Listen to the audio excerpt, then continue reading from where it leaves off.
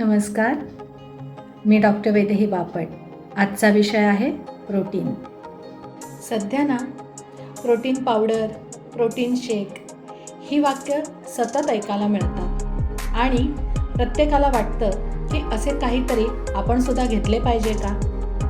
पण ह्यामागचं तथ्य काय आहे हे आज जाणून घेऊया. मी शाकाहारी आहे, त्याच्यामुळे मला पुरेसे प्रोटीन मिळत असेल का असा प्रश्न प्रत्येक शाकाहारी माणसाला पडत असतो आणि त्याची पूर्तता करण्यासाठी ह्या पावडर किंवा शेक्स किंवा असे सगळे प्रॉडक्ट्स जे मार्केटमध्ये अवेलेबल आहेत ते घेतले जाते. शरीरामध्ये प्रोटीनचे काय काम असते ते जाणून घेऊया. ग्रोथ, रिपेअर, मेंटेनन्स हे काम प्रोटीनचे असते. वाढत्या वयातल्या मुलांना प्रोटीनची गरज जास्त असते. फ्रॅक्चर झालं आहे, मसल पुल झाला आहे किंवा कुठे ॲक्सिडेंटमध्ये खूप मार लागला आहे, मोठे आजारपण झाले आहे, ह्यामध्ये शरीराचे रिपेअर व्हावे लागते आणि त्याच्यासाठी प्रोटीनची जास्त गरज असते. मेंटेनन्स, रोजच्या आयुष्यामध्ये आपण जी काही कामं करतो त्याच्यामध्ये शरीराची झीज होत असते आणि ती झीज भरून काढण्यासाठी प्रोटीनची गरज असते. बरेच वेळेला प्रोटीनची कमतरता नसते, पण ती भासवली जाते कारण हे सगळे मार्केटिंग आणि बिझनेसचे फंडे आहेत.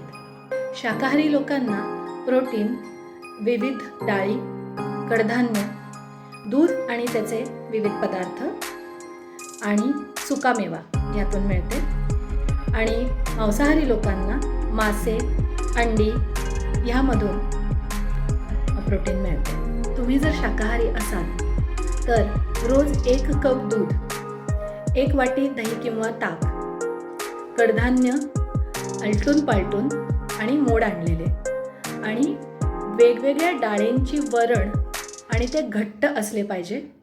जर असा आहार तुम्ही घेतलात तर तुम्हाला कधीच प्रोटीनची कमतरता होणार नाही. एक सामान्य प्रौढ माणूस असेल ज्याचे बसून काम असते, खूप कष्टाचे काम नसते, अशा माणसाला 0.8 ग्रॅम पर kg अशा प्रमाणामध्ये प्रोटीनची गरज असते.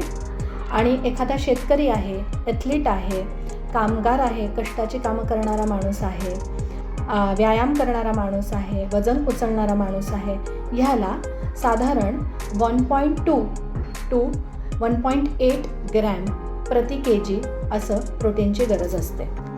तुम्हाला प्रोटीनची नक्की किती गरज आहे ते आधी तपासा. उगाचच जास्त प्रोटीन घेऊ नका. जास्त प्रोटीन घेतल्याने किडण्यांवरती ताण येतो आणि त्याचे आजार होण्याचे संभवते. धन्यवाद.